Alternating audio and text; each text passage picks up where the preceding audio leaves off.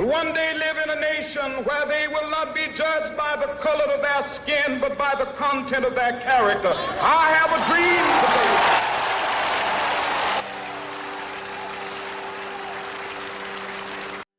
The speech known as I Have a Dream is a famous address by Martin Luther King Jr.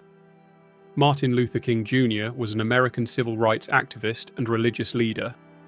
This I Have a Dream speech was delivered on August 28, 1963, in Washington, D.C., at the Lincoln Memorial, before an estimated 250,000 people who had gathered there to rally for the cause of human rights and equality. It was to this crowd that he delivered his powerful speech. Before this day, King had spoken about the dream in several of his earlier speeches, but this particular one was much more emotional, inspiring, and carefully prepared. With this single speech alone, Martin Luther King Jr. secured his place among America's greatest and most influential historical figures.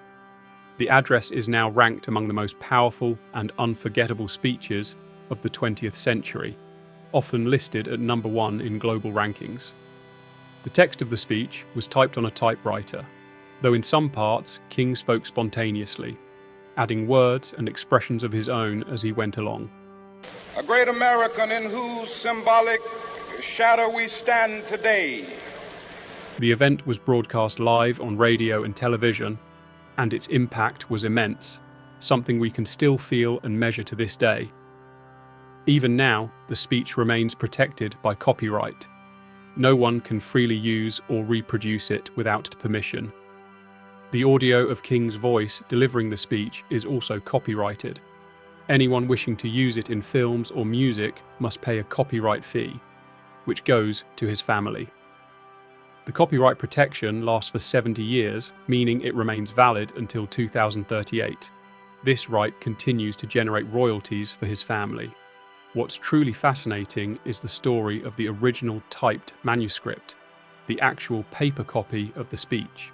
When Martin Luther King Jr. finished speaking and was about to step down from the podium, a young man named George Raveling was standing nearby. At that time, George was a college basketball player. Tall, athletic, and well-known. He was volunteering at the event, helping provide security and crowd assistance.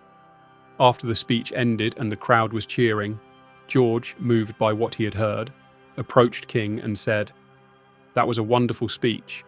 Can I have the paper copy?" Without hesitation, King handed him the typewritten pages.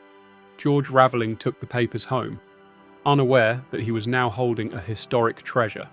Years later, that very document came to be valued at over $3 million.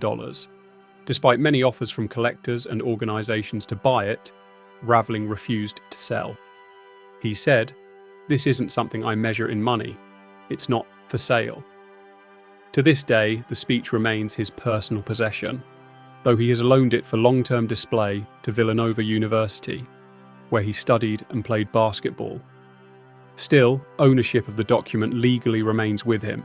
For many years, George Raveling has kept that piece of history safe, a man quietly holding one of the most priceless artifacts of the civil rights era.